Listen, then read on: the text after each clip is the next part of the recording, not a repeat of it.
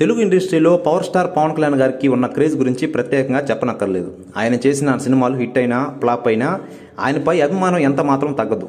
ఇప్పటికే ఆయన ఫ్యాన్స్ ఆయన్ని దేవుడని అంటుంటారు. తమ దేవుడిగా పవర్ స్టార్ పవన్ కళ్యాణ్ గారిని పూజిస్తారు. అలా ఉంటుంది ఆయన అంటే భక్తి. పవన్ గారి సినిమా ఒకటి సెట్స్ మీదకి వస్తుందంటే చాలు, ఇక అప్పటి నుండి ఫ్యాన్స్ చేసే రచ్చ గురించి చెప్పనక్కర్లేదు.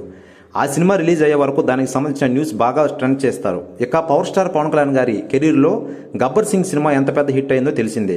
హరీష్ శంకర్ దర్శకత్వంలో పవర్ స్టార్ పవన్ కళ్యాణ్ గారు నటించిన ఈ సినిమా కలెక్షన్ సునామీని సృష్టించింది. పవర్ స్టార్ పవన్ కళ్యాణ్ గారి సినీ ప్రయాణంలో మరుపురాని సినిమా ఇది. ఇక ఈ సినిమా ఇన్స్పిరేషన్తో సర్దార్ గబ్బర్ సింగ్ సినిమాలో నటించారు పవర్ స్టార్ పవన్ కళ్యాణ్ గారు. ఇక ఈ సినిమాకి దర్శకత్వం బాధ్యతను బాబీ నిర్వహించాడు. కేవలం ఒక సినిమాతోనే పవన్ గారి లాంటి పెద్ద స్టార్ ఈ సినిమాని దక్కించుకున్నాడు. ఈ సినిమా కూడా పవన్ గారి కెరీర్లో మంచి హిట్గా నిలుస్తుందని అందరూ అనుకున్నారు. కానీ సర్దార్ గబ్బర్ సింగ్ యావరేజ్గా మిగిలింది. పవర్ స్టార్ పవన్ కళ్యాణ్ గారి సినిమా అంటే ఎంటర్టైన్మెంట్స్ ప్రేక్షకులు ఆశిస్తారు.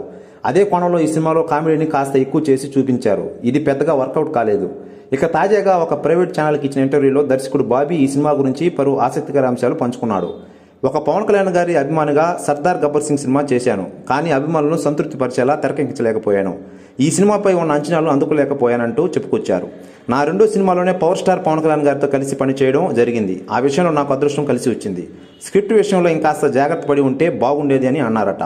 కమర్షియల్ అంశాలు బాగున్నా స్క్రిప్ట్ బాగాలేని కారణంగా ఈ మూవీ పెద్దగా ఆడలేదు.